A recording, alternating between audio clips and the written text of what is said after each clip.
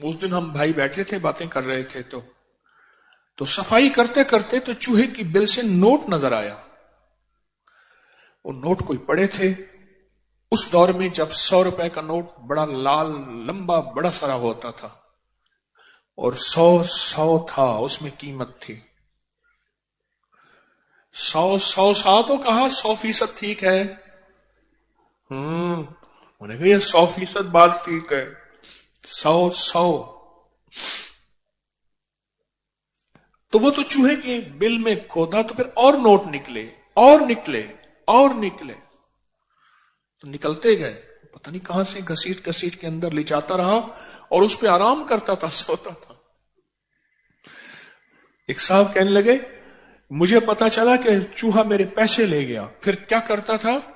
کہا کہ پیسے وہ چاندی کے روپے تھے، وہ بل سے نکالتا تھا، نکالنے کے بعد پھر ان کو اچھال کے کھیلتا تھا. ایسے اچھال کے کھیلتا تھا جیسے بلی کے ہاتھ میں جب چوہا آ جائے تو جو سیانی پرانی بلی ہوتی ہے وہ اس کو ایسے نہیں کھاتی، اس کو بہت زیادہ اس سے لطف اندوز ہوتی. کیسے اچھالتا تھا. تو کہا مجھے پتا چل گیا. ایک دفعہ دیکھا میں نے چوہا نکلا ہے کہیں خوراک کے لیے، اس کے سارے پیسے میں نے اٹھا لیے. چاندی کے روپے تھے جو اس نے جمع کیے ہوئے تھے، کہا میں نے اٹھا لیا. چوہا آیا نا تو کہا بل میں گیا تو پھر ادھر ادھر بھاگا، ادھر بھاگے پھر بل میں جائے پھر ادھر، وہ روپے تلاش کر رہا تھا. اور اس کے بعد پھر آیا ایسے ایسے چکر کاٹے وہیں مر گیا، دل کا دورہ پڑا مر گیا، ہارٹ اٹیک ہوا. ہماری زندگی میں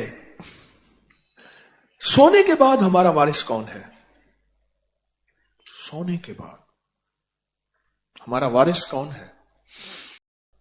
مجھے اس دن ایک صاحب آئے کہنے لگے یہ میں سو رہا تھا تو چوہے نے کاٹ لیا.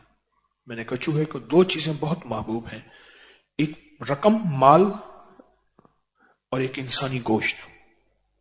یہ چوہے کی محبوب ترین چیز ہے.